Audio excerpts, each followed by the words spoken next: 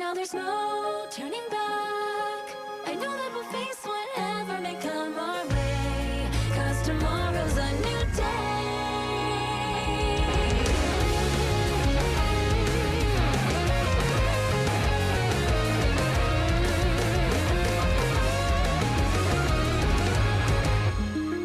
These simple days may pass me by, but with your hand I know that we can fly, guiding me through an open door. We can soar with you, there's no hesitation, only feelings that whisper inside my heart, telling me this is the place to start. Now all these times I may stumble and fall again, I know that I'm not alone in the end. I'm finally taking a path that will guide me straight ahead. Now there's no turning back. Just let those empties fade into black and fall into a new day. Please promise you won't let it slip away, and no, I'll be there. We'll take the leap and not have a care today. Will be the day. I'll never let these feelings slip away.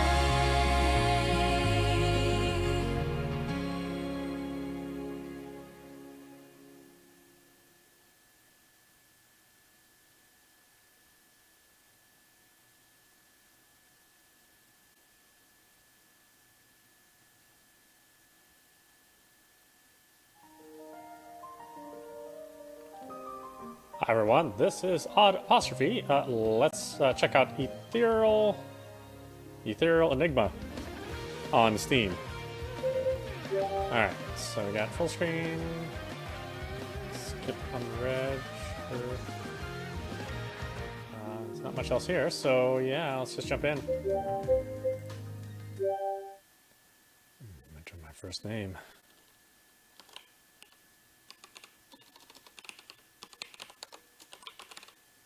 There we go. I awaken to the sound of shuffling. My mind feels fuzzy, still floating somewhere between dreams and reality. Good morning! What? Someone pulls back the curtains, blinding me with a blast of searing sunlight. It takes a moment for my vision to adjust before I recognize my room. With a groan, I squint to see my cousin, Minami. Of course, she'd be the one waking me up. The two of us grew up together and are more like siblings than extended family. She's always been an early bird, and I still don't understand how she's so energetic every morning.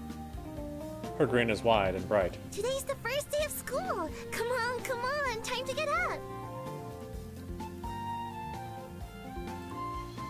Oh, is there a language option? Oh, it's only in English. Okay. My first day as a high school freshman. Nope, sleepy time. She's right, time to get up. Yeah, time to get up. I let out a low sigh. I'd love nothing more than to go back to sleep, but I know she's right. I shouldn't be late for my first day. With one last wide yawn, I sit up and rub my eyes. I'm up. I get up and stretch my arms over my head. Nina smiles and arches an eyebrow.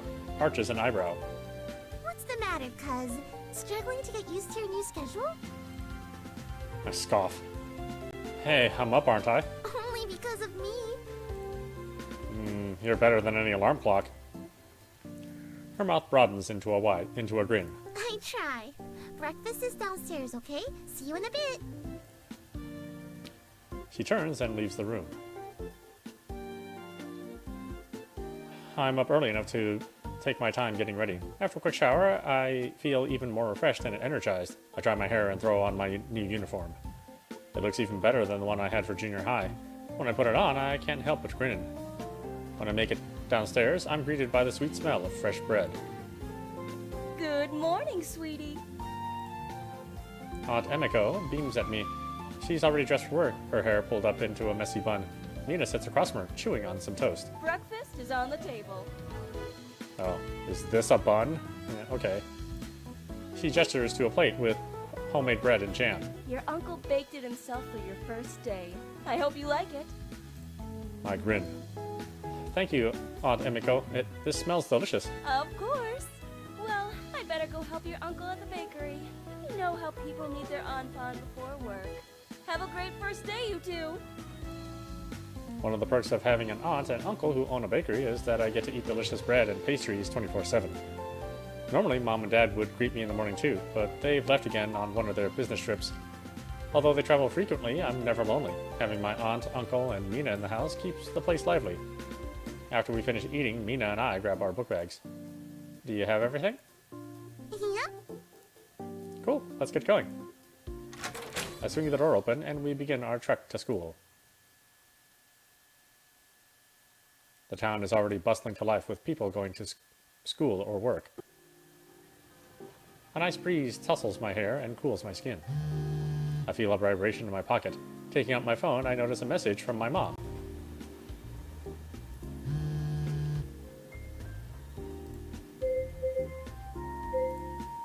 Oh, is there a back button? Back? A moment later, a text from my dad follows. Have a good day at school, son. I know you'll do great. Don't forget to look after your cousin. A smile spreads across my face. Even though it's late where they are, my parents haven't forgotten to check in with me. I quickly respond to them with a thank you text. Mina has a silly smile on her face. My parents must have texted her too. What did my parents text you? She hugs her phone to her chest. Not telling. As we walk further, my aunt and uncle's bakery comes into view. A cluster of junior high school students pause by the entrance. Mina's face brightens. Aw, look at them. They're so cute. It seems like just yesterday we were starting junior high. Yeah, it's crazy to think that we're finally freshmen. Mina nods in agreement. We're only 2 days apart, so Mina and I have always been in the same grade. Mom and Aunt Emiko like to joke that there must have been something in the water. I overhear one of the students talking about swimming. Mina used to swim in junior high. I wonder if she wants to continue it. Are you planning to try out for the swim team this year too? You bet. Are you nervous? She shrugs, then flashes me a sly smile. You'll come to all of my competitions, right?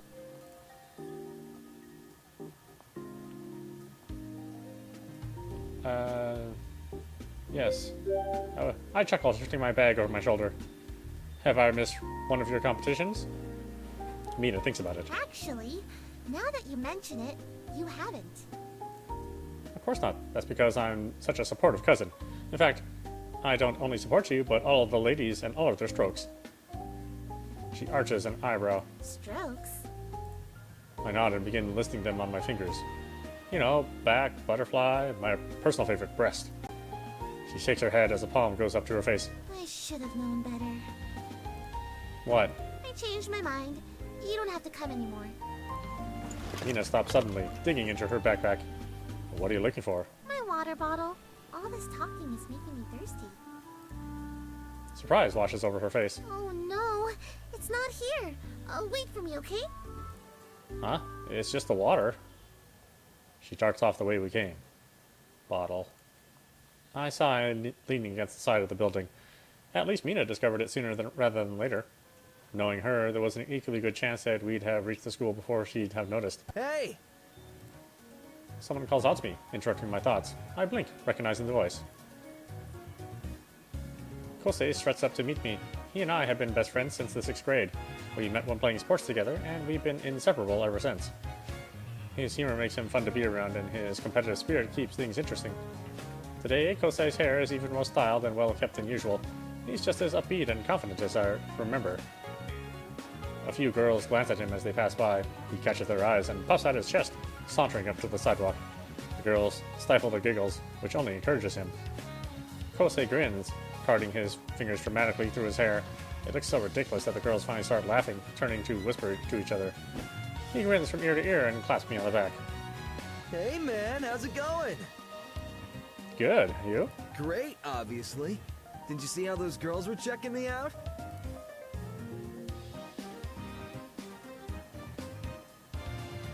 I don't have the heart to tell him. A nervous laugh puffs out of me. Oh yeah, I think they definitely like you, for sure. Somehow his grin broadens. Of course they do. That's not even a question. I can't wait to see all the girls waiting for me at school. He turns to face me. Nina didn't come with you today? That's highly unusual. Oh, she did, but she had to go get something. Kosei scoffs. Typical. It's finally the first day of high school and she's still unprepared. Speaking of school, what are you looking forward to this year?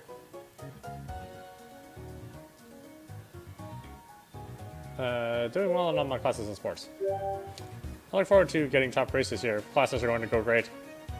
And I'm going to give it my all with sports. Just wait. Kosei grins. Same! This year's gonna be our year! That's right. A new beginning! New year, new us. We look at each other and nod, fire in our eyes. High school is no laughing matter. The first day is the biggest moment of our lives. Hi, I'm back. If I can't even remember. That's how important it was to me. We turn at the same time. Mina shifts her bag over her shoulder, out of breath and flushed from running. A slow, knowing smile spreads across Kosei's face. And where were you? Oh, I just had to grab something really quickly. His grin broadens. Why? Because you forgot something? What? No? Liar. You totally did. Mina huffs, feigning indifference. So what if I did? Don't be so nosy. Kosei sighs. Scatterbrained and it's only the first day. You'd probably forget your head if it wasn't attached to you. She scoffs. You only wish you could be scatterbrained. Why would I wish that? Because you'd need a brain in the first place for it to be scattered?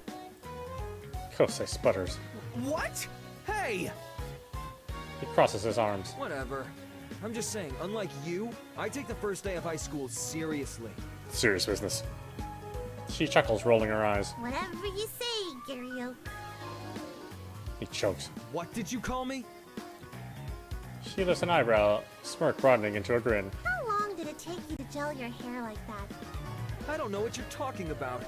My hair is always this perfect. Uh-huh. So you just happened to wake up looking like the Lockblade Master from Domain of Hearts? He grins, flicking his bangs out of his eyes. Yes, I always wake up looking this good. Do you even hear yourself? You're such a narcissist. Wow, just look at this old couple. I laugh. You guys bicker like you're married. That freezes both of them in their tracks. What did you say? Excuse me? I raise my eyebrows, amused. Did I stutter? Mina's face scrunches up, but her cheeks flush a light shade of pink. Yeah, right. Me? Married to him? Kosei chuckles, crossing his arms. Yeah, in her dreams. More like in yours. I chuckle again. Let's just get going. Soon, we come across other students walking in our direction. They wear the same high school uniforms as us, chatting familiarly amongst each other. I finally see the building take shape beyond a hill. We pause in front of the school. The neutral, sleek building reminds me of our junior high, but there's a different feeling in the air today. Crossing through these gates for the first time feels almost reverent, as if it's a rite of passage. Kosei claps me on the back, wearing a look of happy determination. Here we are. The moment we've been preparing for. The next step we take will officially start our high school lives. He turns to me, wearing a wide grin. Are you ready? Ready to fall asleep. I need 4 minutes. They become a man, it's just school. I shrug. I guess so. I don't know what Kosei's so excited about. High school is just school. As I'm about to step through the gates, he stops me. Wait! Huh? One does not simply walk into high school on their first day. How else am I supposed to go through? You have to go through with confidence. That's how we're gonna live our high school life. Confidently. You're taking this way too seriously. Yeah, it's just school. Exactly. That's the wrong attitude to have, you guys. You'll jinx yourself if you're not Hey! Mina pushes Kosei through the gates and laughs as he stumbles. Mina? Are you trying to ruin me? I'm not ruining anything. You're the one being overdramatic. I am not dramatic. This is literally the most important day of our lives. I follow them through the gates, listening to their usual bickering. It feels like a regular school day to me. We cross into the courtyard, which is abuzz with laughter and chatter. The excitement is in the air. The excitement in the air is infectious, and I feel my mood lift with each new face I see. Kosei wears a broad grin as he drinks in the energy. He nods. Yep, this year's definitely gonna be great. I can feel it. Mina snorts, but Kosei ignores her. I've already got big plans. What plans? Well, I'm going to join a sports club. I'm not sure which one yet, but if I prove myself, I might even make it to be captain of the team. You don't even know which club you want to join, but you're already planning on being captain? Yes, you gotta aim big, Mina. I grin. Kosei has a knack for finding competition in everything. And that's why this year, I'm finally gonna get a girlfriend. No, don't do it. Mina bursts out laughing. Maybe in your dreams, because that's the only place you'll find a girl who's willing to put up with you. Kosei waves a dismissive hand towards her. You'll see, Mina. This is the year it's gonna happen. I can just feel it. He throws an arm around my neck, pulling me in with a big grin. It'll happen before this guy gets one, too. I scoff because it's true. Mina pauses, looking back and forth between the two of us. I'm not sure which one of you two is more clueless about women, since you're both single. My priorities are elsewhere. There's more to life than girls. If it's meant to be, then it'll happen, but I'm not going to spend all of my time looking for one. Kosei's grin broadens. Which means I'll definitely be getting a girlfriend before you do. Mina doesn't seem convinced. That's not how it works. As if you would know. You've never had a boyfriend. She crosses her arms and looks away. So, maybe I don't want one. Or maybe it's because you act too much like a boy. Her face flushes. I do not act like a boy. You don't exactly act like a lady either. How? Well, your yelling right now isn't very ladylike. Mina lets out a groan of frustration. I wouldn't have to yell if you acted more like a gentleman. I'd act more like a gentleman if there was a lady present. Not again. Tuning out their squabble, I take a look around. My gaze is drawn to a girl I've never seen before. Whoa, who's that? Her uniform looks a little disheveled, as if she threw it on without a care. She has long, raven hair that falls partly in front of her face. As she brushes it away, I notice that her features are strikingly exotic and foreign. She's like no one I've ever seen before, and I can't tear my gaze away. Pulling on Kosei's sleeve, I interrupt his argument with Mina. Hey, do you see that girl? Who's that? Who?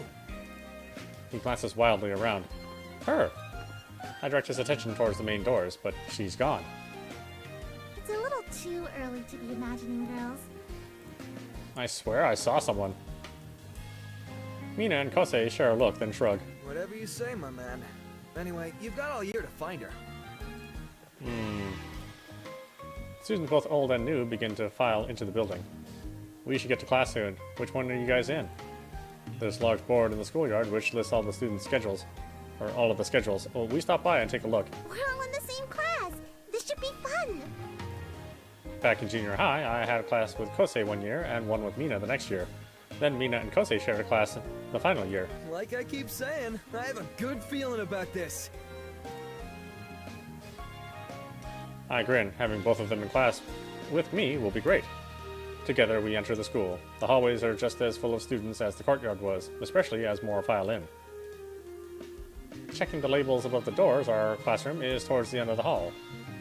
I'm jostled against the lockers a few times as some students push in a hurry.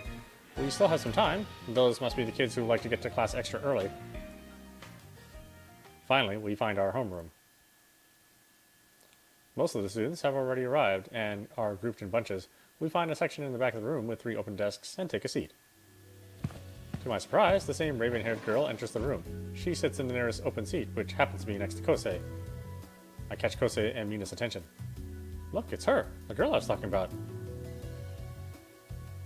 Kosei's eyes widen and he lets out a low, appreciative breath. I can see why you were trying to point her out to us.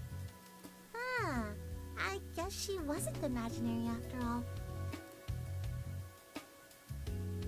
Suddenly, the girl looks in our direction. Both Kosei and Mina immediately look away. I'll give her the usual polite smile. Assert my dominance.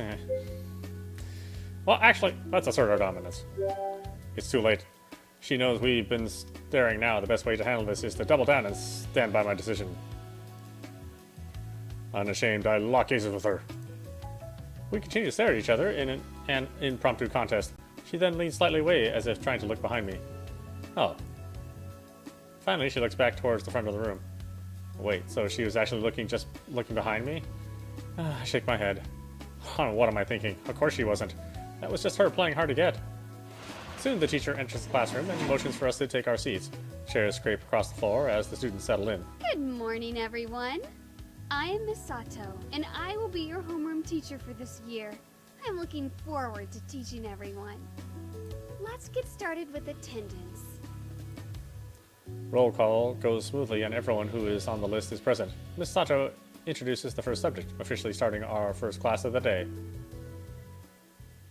Most of the time is spent going over the syllabus and teacher expectations, which isn't a surprise. First days are normally like this. Tomorrow is when we'll dive into the actual content. Finally, Miss Sato concludes the lesson. We have a few minutes break before the next class starts and everyone is taking full advantage. The groups have performed, but the whispers snaking around the room are all about the dark-haired girl. I overhear two students talking beside me. Hey, you see that girl over there? That's Kira Igarashi. The second student's eyes widen. An Igarashi? Seriously? How do you know? How do you not know? I heard she moved here over the summer. You don't say. He glances back over at Kira, his renewed interest evident in his tone. The first student laughs, cuffing his friend on the ear. Don't think too much about it. As if she'd be interested in you. She's single, isn't she? She could be. I tune them out as a few more outgoing girls stop by Kira's desk to introduce themselves. She politely receives them, but seems uninterested in furthering their conversation. They quickly depart, and Kira keeps to herself, doodling in a notebook. The whispers only intensify from her aloofness. Kosei hops out of his seat and sits on Mina's desk. He gestures for me to come closer, so I do, leaning on the desk with him. What do you think of her? He gestures towards Kira, Mina glancing curiously over to her.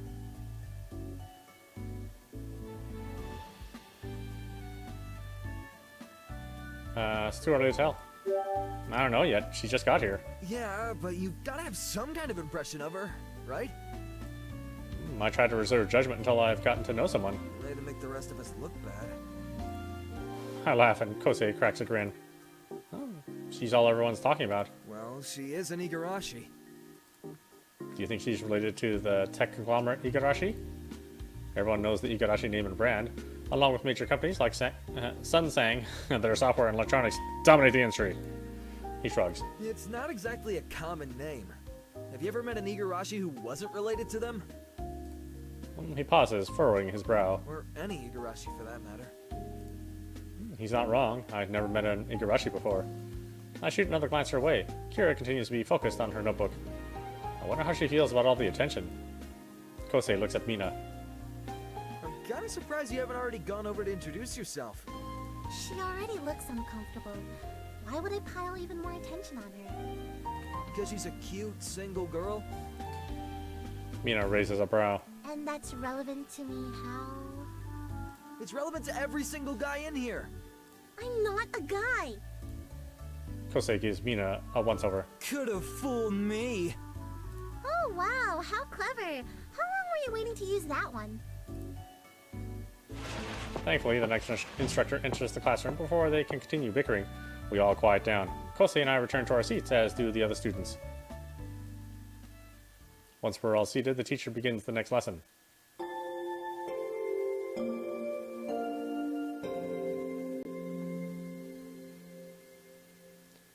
The midday bell chimes, announcing our lunch hour. Conversations break out across the room as students take out their meals and sit with their friends. Mina, Kosei, and I group our desks together. I open my bento and the delicious scent of udon fills the air. Kosei perks up. Hey, that looks so good. Did your aunt make it? Yep. Your aunt is the best cook, I swear. May I? Sure. I scoot my bowl closer to him. Kosei takes a big bite. His eyes light up.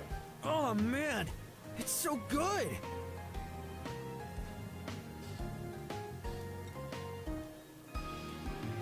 He then glances at Mina's neatly prepared bento of yakisoba and vegetables. That looks good too. A smug smile spreads across Mina's face. Do you want to try it? I thought you'd never ask. Kosei takes another big bite and sighs contentedly. If I could eat like this every day, I'd be so happy. Do you like it? He reaches over to steal more food. Yeah, it's amazing. Why, thank you. Kosei stares at Mina, his chopsticks still in midair. Why are you thanking me? Because I made this delicious lunch that you enjoy so much. You made this? Yep. She beams proudly as Kosei looks back and forth between the food and Mina. It's not just edible. It's tasty. That's the point. You tricked me. See, Mina's proved like you've been debated. Watch with amusement. Watch with amusement. I continue eating as my gaze flicks back and forth between the pair. Kosei puts down his chopsticks and waits. What are you doing? I'm waiting for the inevitable food poisoning to happen. She crosses her arms. Really? Finally, Kosei relaxes. Still alive. In that case, He picks his chopsticks back up and attempts to steal more of Mina's lunch, but she blocks him. You can't insult it and then go for more. I shake my head and dive back into my udon. After a small lull in the conversation, Kosei perks up again. oh, hey! Did I tell you guys I got a new job? Really? That's wonderful. Where is it? He crosses his arms and grins. At the new arcade. Wow, that's awesome. I know, right? He chuckles and leans back in his chair. I'm finally saying goodbye to the simple life of a ramen shop assistant. Trust me, my new gig is incredible. The stuff I get to work with is top-notch. He must be talking about the games. I bet there's some really cool ones. Mina lights up. That's amazing. We're gonna have to visit you sometime. You should. I'm happy for you, man. Thanks. I know Kosei wasn't thrilled with his old job at the ramen shop. I'm happy to see him moving on to something he'll enjoy. How's it working at the bakery? I gotta make that dough. I flash him a grin. I need to make money somehow. Kosei snickers. It's better than just loafing around. Nino laughs. Yeah, we're just, rolling out dough. Kosei and I both stare at her. What? You mean rolling in dough? She falters. No, you know, like when you roll the dough. We both stare at her. She crosses her arms. Whatever. Your puns were lame anyway. Our conversation meanders into more trivial things, and before we know it, lunch is over. We put our stuff away and return our desks to their original position. After everyone has settled down, the teacher begins class. The rest of the day goes by faster than I anticipated, and our first day of school is over. I sling my bag over my shoulder and follow Mina and Kosei out of the classroom. Hey, do you guys want to hang out somewhere? Sorry, I can't. I promised a friend we'd meet up after class. Don't have too much fun without me. Don't worry, we will. Ignoring his last comment, Mina walks away. Kosei looks over to me and shrugs. Well, looks like it's just you and me today. Want to practice soccer in the quad? It's been a while since the two of us played a scrimmage. We initially bonded over soccer, as Kosei has a natural talent for it. He was good enough to join the junior high team, but never did. I'd be down for that. Let's go. The two of us make our way down to the open field behind the school. It's empty except for the scattering of students milling about. There's a nice cool breeze, making it excellent weather to practice. Why the sudden interest in soccer? Kosei picks up a soccer ball from a nearby track. A rack. Now that I've got my new job, I was thinking about joining the soccer club. That's a great idea. It's too bad you couldn't join the team in junior high. Yeah, I have the means now, but not the practice. The new job must afford him more time for club activities. His old job was really demanding and took up a lot of his schedule. And when he wasn't working, he was babysitting his siblings. Kosei looks straight for a goal and positions himself in the middle. then tosses me the ball. I grin, catching it. Goalie was the position Kosei always played. You're ready? Yeah, kick some at me. I nod and snap a fast kick towards the net. The ball goes flying, but Kosei blocks it with his chest. He flashes me a cocky grin as he throws the ball back. No challenge, just like I remember. This time I aim the kick higher. He catches it easily in both hands and laughs. Are you even trying? Determination flashes through my veins. I feint a kick to one side of the net before sending it to the opposite direction. Kosei doesn't fall from my feint. He blocks my other shot with his head, sending the ball sailing. Haha, amateur trick. You can't fake me out that easily. And don't call me Kosei the Wall Nakahara for nothing. Nobody calls you that. Sure they do. Don't be hating because you never got a nickname. I grit my teeth as I collect the ball. The next shot will definitely score. Kosei squares up, ready for my kick. I line up my shot and aim for the far right corner of the goal. The ball soars in the air, reaching high towards the net. Like a flash of lightning, Kosei darts to the right, leaping up. His outstretched hand bats the ball away. Oh! He cheers and breaks into a victory dance. And the crowd goes wild!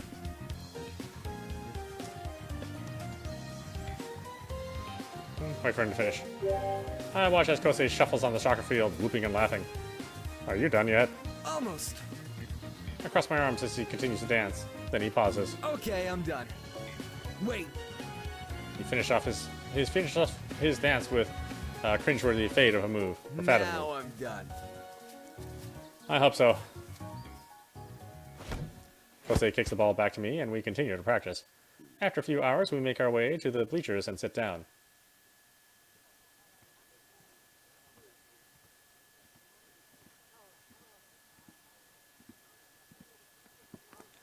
Kosei takes a long drink from his water bottle. Hey, thanks for practicing with me today. No problem. For someone claiming to be out of practice, you still delivered on the field. He grins. Keep that up and you'll be part of the club in no time. Maybe you can even try out as a starter afterwards. You're good enough to make it. Thanks, man. Oh gosh, do I not have tea? Thought I made tea. Maybe that was 2 days ago. He claps a hand back on my shoulder. I really appreciate it. Seriously, don't hesitate to come to me if you need any help this year. I nod a genuine smile, lifting my face. For a moment, we just grin at each other until we realize we're staring into each other's eyes. Time to go. Nope, that's enough feels for one day. I leap to my feet. I'm ready to go home. How about you? Kosei suddenly blinks. Wow, I didn't realize how late it is. I look around at the waning light. We were so focused on practicing, we didn't notice the time fly by. I've got to get home. I haven't even started my homework. Yeah, me too. After we both pack, Kosei waves and then walks off. I squint, watching the sun dip below the treetops. If I don't hurry, I'll lose the last rays of light. As I head off the field, I decide to take a different route home. Cutting through the shrine is supposed to be a shortcut through the neighborhoods. Given it's already so late in the day, I should try it. I make good time, and it's not long before I see the shrine. Groundskeeper rhythmically sweeps the gate, bowing to me as I pass through the place the place is surprisingly empty, with the exception of an elderly woman in front of the offering box. She turns around and a few notes of cash drop out of her pocket. Return the money. Scooping up the cash, I rush over to the old woman. Excuse me, I think you dropped this. Oh, thank you, young man. And then, once I give it to her, then I'll mug her. No problem. Just to see how much money she has in there. If she only has those couple bucks, it's not worth it. But if she has more money in there, might as well knock her out. She gratefully accepts the money, returning it to her pocket. Not everyone would have returned this to its rightful owner. Some may have kept it for themselves. Could still happen. It's the right thing to do. I wouldn't do that. Returning it is the right thing to do. She offers me a wrinkled smile. You're a good man. Thank you, but I just did what anyone should. Since that's now taken care of, I should be heading back. I won't continue to disturb you. Have a good night. Wait! Don't be so hasty. She gives me a look. For some reason, a shiver runs down my spine. The evening is young, and the ethereal energy dances among us. If you make an offering at the shrine tonight, Your prayer may just be answered. Ethereal? What? Who pronounces it that way? Okay, thanks. Ethereal energy? That's not a thing. Besides, everyone comes to the shrine to pray hoping that their wishes come true. The astral continuum aligns. Your timing tonight is no mere coincidence. There may yet be a prophetic purpose for your arrival. Well, this conversation took a turn for the strange. I'm not sure about all of that. I'm just taking a shortcut to get home. Ah, but you don't normally take this path, do you? What are you, my stalker? I pause. How does she know? Must be a lucky guess. My pause is enough to grant another crinkled grin. Exactly. Feel the energy and look into the ether. Let not this opportunity go to waste. So I should rob her, huh? A rustling sound distracts me, and I look back towards the gate. A distorted howl follows. What was that? Another shiver runs down my spine. Was that ethereal nonsense real? After a moment, a small dog runs out. I let out the breath I'd been holding. Of course not. When I turn back to the old woman, she's gone. Where'd she go? Scanning around me, I remain alone. Even the groundskeepers have disappeared. That's not ominous at all. Maybe there's something mysterious going on tonight. Shaking my head, I scoff. What am I saying? There's nothing special about today. I just happened to run into an old lady who's probably going senile. That's all. And yet my gaze is drawn back to the offering box. Is it possible that my wish could come true?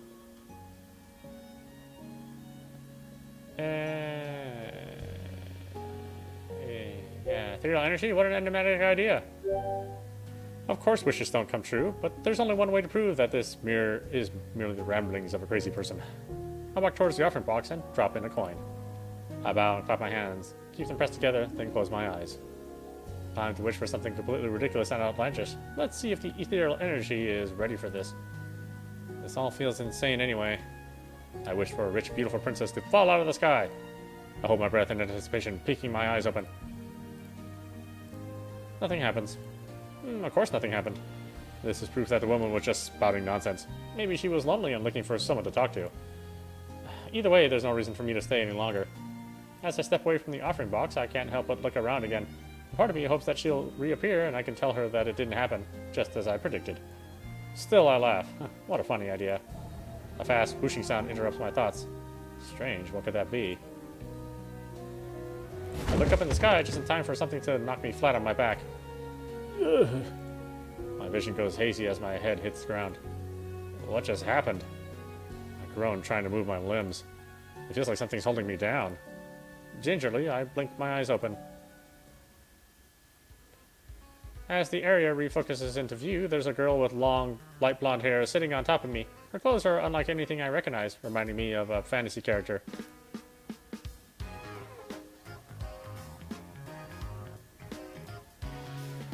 Her eyes are squeezed shut as she yelps. Blinking, she looks around her, carefully taking in the shrine. Where am I? Suddenly, she freezes.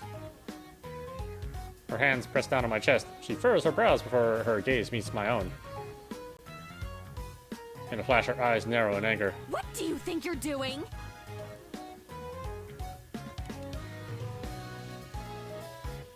I want some answers. I should be asking you that. What are you doing? She crosses her arms. Who are you? What do you want with me? She glances down at herself again. And why have you put me in such a compromising position? You put yourself in that position. I most certainly did not. There's nothing keeping you on top of me, and you haven't even attempted to move. She blinks, quickly untangling herself from me. Carefully, she gets back to her feet. Stifling a groan, I slowly get up as well. My back and head throb from the fall. Why did you fall on me? She balks. The better question is, why did you summon me? I don't even know who you are. She holds her head up high, hooking one hand on her hip. You are in the presence of Princess Erilyn Dawn, Duchess of Velenor, third heiress of Velden.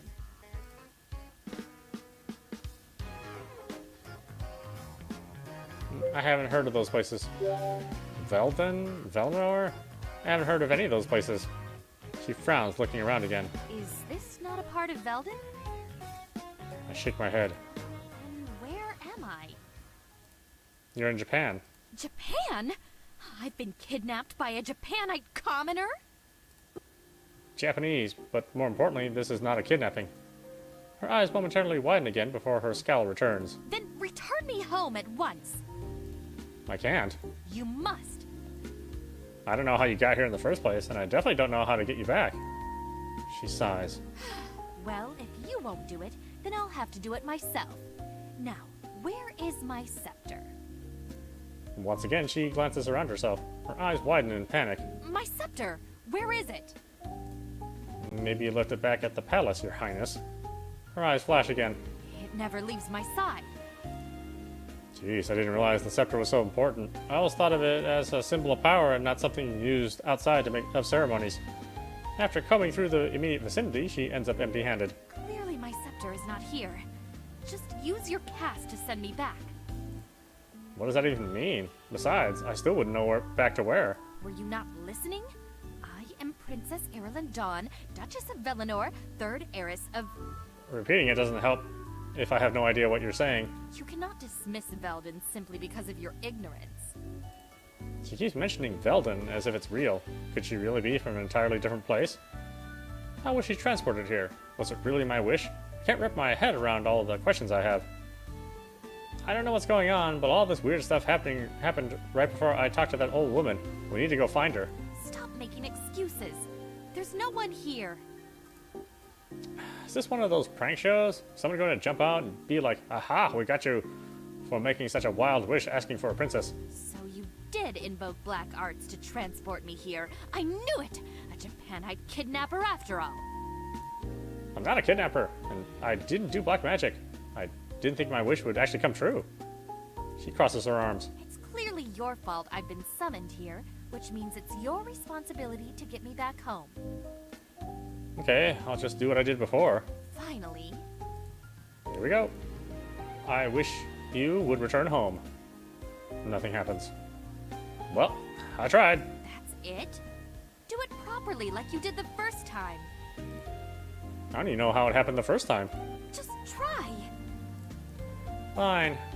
I close my eyes and think with all my might. Beads of sweat line my brow, but nothing happens. I open my eyes and frown. Erilyn crosses her arms, a considered look on her face. You didn't do this intentionally? You really don't know what happened? I nod. Well, then I suppose I can navigate. She looks around her, but seems lost. Her confident expression wavers for a moment, and I catch a look of fear and uncertainty in her eyes. Everything must seem so unfair to her, or unfamiliar to her. Yeah, I'll help you out, yeah. My parents taught me to be a gentleman, and that includes helping a girl when she's in need, no matter how weird the situation may be, or how crazy the girl may be. You can trust in me, I'll help you. You can stay with me and my family while we figure this out. She hesitates. Don't worry, my aunt, uncle, and cousin will understand. Finally, she nods. I suppose that will do while there is no alternative option present. The sky is already dark by the time we set off down the path towards home. So much for taking a shortcut. Since we'll be together for at least a day, you can call me Big Deke. You may address me as Princess Erilyn Dawn, Duchess of Velenor, third heiress of Veldin. I'm gonna stick to Erilyn. You dare not even address me by my title of princess? Yeah, about that. There are a few things we need to go over. The first thing is, you can't go around declaring yourself a princess. I can't help my birthright. Yeah, but people will think you're crazy. Do Japanites not know what a princess is? Japanese. And of course we do. Then I fail to see the problem. The problem is, we already have a princess from Japan. So, I'm not claiming to be from Japan. I sigh. On second thought, I'll be doing the talking. She shoots me a look, then resumes her arrogant expression. Perhaps that's best. Clearly there is a communication barrier between royalty and commoners. Why was I helping her again? Let's just get going before it gets too dark. We fall silent as I lead us home. Erilyn continually surveys our surroundings, her expression softening into curiosity. As we near the house, my steps start to slow. What am I going to tell my family? I need to come up with a story for why Erilyn needs to stay with us. I'll have to tell everyone she's a foreigner since there's no way she can pass for Japanese. Maybe she's a new foreign exchange student? Although that wouldn't explain why she has to live in our home. Thinking hard, I have a vague memory of an international student from a few years ago who stayed in our neighbor's house. It was a program to help them become immersed in the culture, the homestay program. That'll do. Feeling more confident about the situation, I paused in front of the door and turned to Erilyn. Remember, don't say anything. Let me do the talking. I don't give her a chance to reply before opening the door and entering the house.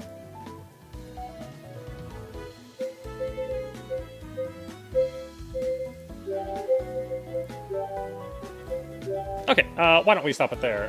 This is audapostrophe. Come on. Menu. Yes, yeah, okay, thanks. I really want to do it. And, you've been watching Ethereal Enigma on Steam. So this seems like a pretty well-made game. It's got a nice intro, the art's really good, the sound's really good, music's just there, nothing terribly exceptional. Theme song's kind of cool. It's weird playing a game like this in English, and not having Japanese voices, and there's no option to have Japanese voices, so I guess I'll have to get used to it. It still feels a little strange, since everybody clearly refers to themselves as Japanese. But yeah, I have a feeling that this will be fun for us to play through. Right now, there's 4 episodes, I think.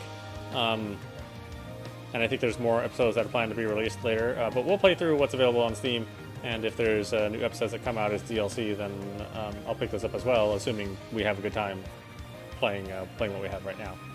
It's on sale right now, so pick it up if you'd like. If it's something that looks like you'd be interested in, it's a slice of life visual novel.